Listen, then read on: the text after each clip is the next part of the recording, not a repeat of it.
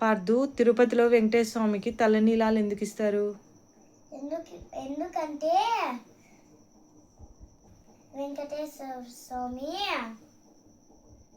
ఒక పుట్టలో ధ్యానం చేస్తుంటే శివుడి కోసము బ్రహ్మదేవుడు ఒక ఆవు రూపంలో పాలిత్తంటే ఒక ఆవులకాయ పొడి గొడ్డల్ని బ్రహ్మదేవుడిపై చూస్తాడు.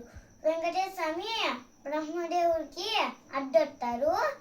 ఇంకా ఆ గొడ్డలు స్వామికి తగిలింటుంది. అప్పుడు రక్తం కారుతుంటే దెబ్బ నయమవుతుంది, కానీ అక్కడ ఎంటికలు రావు. ఇంకా ఆకాశ మార్గంలో ప్రయాణిస్తూ పోతున్న నీలాదేవి వెంకటేశ్వర స్వామిని చూసి కిందికి వచ్చి, తను ఇంకా బాగున్నారు, ఎంటికలు ఉంటే ఇంకా బాగుంటుందని కొంచెం ఎంటికలను బీకి స్వామి తల మీద పెడుతుంది.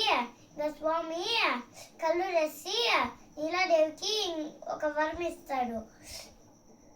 అమ్మా నీలాదేవి, నువ్వు నా కోసం నీ వెంట్రుకలు వీకావు కదా, అందుకనే నీకు నేను ఒక వరం ఇస్తున్నాను.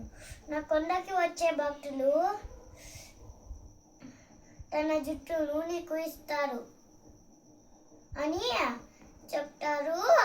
ఇంకా వరము తీరిపోయినాక నీలాదేవి ఆకాశ మార్గంలో ఇంకా ప్రయాణిస్తూ ఉంది. ఇంకంటే మమ్మీ, ఇంకా ఎవరికైనా పెట్టచ్చు.